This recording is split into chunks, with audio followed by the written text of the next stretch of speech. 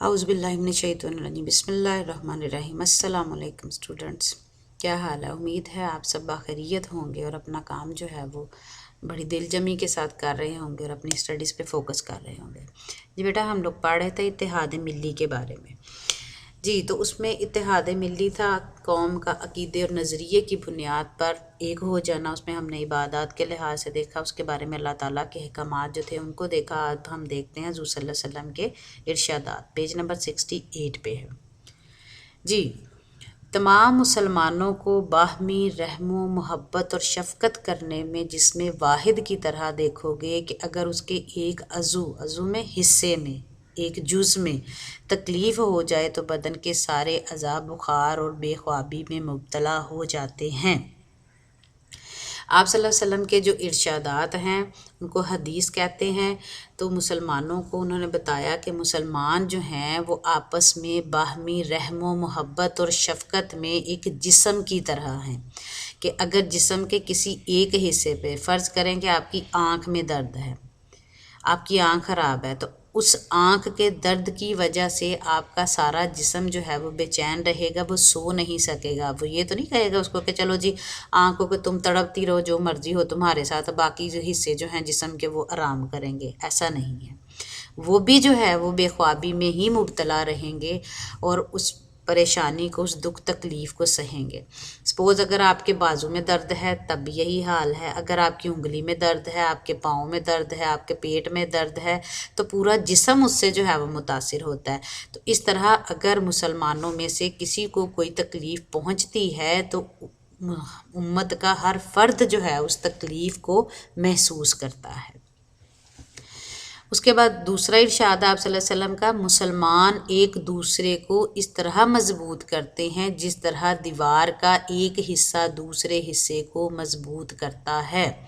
तो आप सल्लल्लाहु अलैहि वसल्लम ने मुसलमानों को यहाँ पर एक दीवार से जो है वो तशबीह दी है और ये कहा कि जिस तरह एक ईंट दूसरी ईंट जब उसके साथ जुड़ जाती है तो उसको मजबूती दे देती है, उसको तक़वियत देती है, तो इसी तरह से मुसलमान जो हैं जब एक दूसरे के साथ खड़े रहते हैं, उसके दुख तकलीफ़ को महसूस करते हैं, तो वो भी उसको मजबूत करते हैं। तीसरे नंबर पे आप सल्लल्लाहु अलैहि वसल्लम का इरशाद, हुज़ूर सल्लल्लाहु अलैहि वसल्लम ने इसे वाज़े करने के लिए एक हाथ की 2 उंगलियां जो हैं वो दूसरे हाथ की उंगलियों में दाखिल करके दिखाई कि हाथ उन्होंने सीधा किया और सामने सामने दोनों उंगलियां जो थी पूरे हाथ को खोला और एक हाथ की उंगली को दूसरे हाथ की उंगली में उस तरह से दाखिल करके दिखाया। जब हम दीवार बनाते हैं तो उसकी एक साइड पे हम ईंट निकालते हैं, दूसरी साइड से आधी ईंट उसके अंदर वो करके उसको कवर करते हैं ताकि उसका जो जोड़ है वो भी नज़र ना आए और मजबूती आ जाए।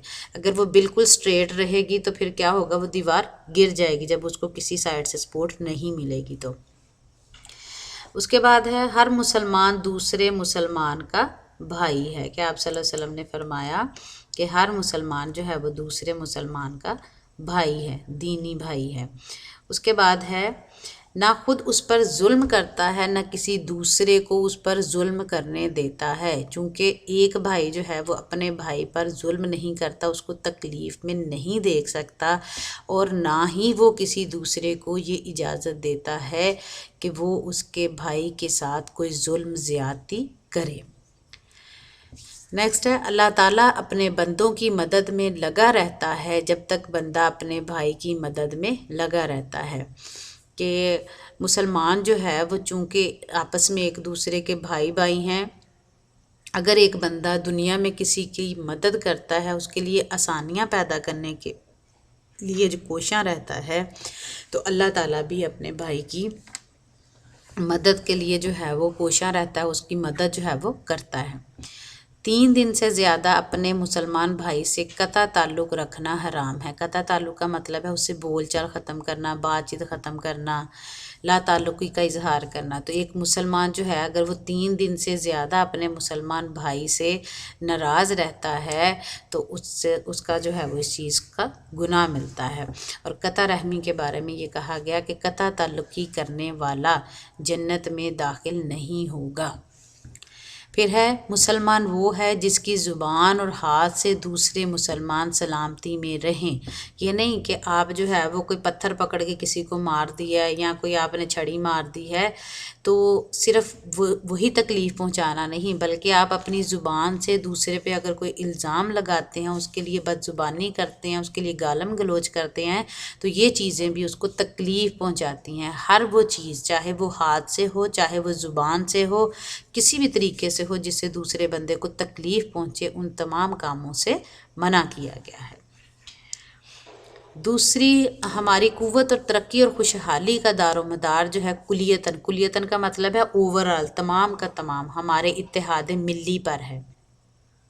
इसलिए इन इस्लामी तालीमात को ज़हन नशीन कर लें और किसी ऐसी बात या नारे का साथ ना दें जो हमारे मिली इत्तेहाद को पारा पारा करने का मौजब बने, पारा पारा करने का, उसको ख़त्म करने का, उसको बखेरने की वजह बने और हमें गुमराह करके अपने भाइयों से मुतनफ़र करें। मुतनफ़र का मतलब होता है नफ़रत पैदा करना, कि आपके दिलों में दूसरों के लिए नफ़रत के जज्बात पैदा करें। या अपने भाइयों से तासुब की तालीम दे, उनकी तंग नज़री की। तासुब क्या होता है कि गलत काम में भी जो है वो किसी का साथ देना। हमारे दीन की तालीम भी यही है और हमारी क़ुव्वत का राज भी यही है। तो इसमें जो है वो उन्होंने सारी बातों का हवाला दे के हमें यही समझाने की कोशिश की है कि मुसलमान जो हैं वो एक जिस्म की तरह हैं। इससे बड़ी और कोई एग्जाम्पल नहीं हो सकती कि मुसलमान एक जिस्म की तरह हैं। अगर एक जिस्म के हिस्से में तकलीफ़ हो तो जिस्म के तमाम अज़ा जो हैं वो बेख्वाबी और बुखार में मुब्तला हो जाते हैं, उसकी तकलीफ़ को महसूस करते हैं। तो मुसलमान जो हैं वो इस तरह से थे और क़ुरून औला के जो मुसलमान थे, जो पहले थे, उन लोगों में ये चीज़ें पाई जाती हैं। हम लोगों में जो है वो इन चीज़ों का फुक़दान है। किस वजह से? क्यों हम अपनी इस्लामी तालीमात से दूर हैं, उससे पीछे हैं। इस वजह से हम लोग जो हैं वो एक दूसरे के गले काटने की तरफ हैं, लड़ाई झगड़ों की तरफ हैं, एक दूसरे को नुकसान पहुँचाने के लिए जो है वो कोशियाँ रहते हैं और ना खुद सुकून पाते हैं, ना अगले को सुकून करने देते हैं। तो अपने लिए भी आसानियाँ पैदा करें, दूसरों के लिए आसानियाँ पैदा करें। अल्लाह ताला आपके लिए आसानियाँ पैदा करेगा। तो अल्लाह ताला हमें ये आसानियाँ पैदा करने की तौफीक दे। आज का क्वेश्चन नंबर 5 था, हुज़ूर सल्लल्लाहु अलैहि वसल्लम ने हमारे मिली इत्तेहाद को मुस्तहकम करने के लिए क्या हिदायत इरशाद फरमाई। इसका आंसर ये आप सल्लल्लाहु अलैहि वसल्लम के इरशादात वाला आ जाएगा। नेक्स्ट आपका क्वेश्चन नंबर 6, खाली जगह पूरी करें। 3 दिन से ज़्यादा अपने भाई से कता ताल्लुक़ हराम है। वो मुसलमान नहीं जिसकी ज़ुबान और हाथ से दूसरे मुसलमान महफूज ना हों। अल्लाह के बंदो, आपस में बाई बाई बन जाओ। अगर मुसलमानों के 2 गिरोह आपस में लड़ पड़ें तो उनमें सुलह करा दो। मुसलमान आपस में झगड़ा करें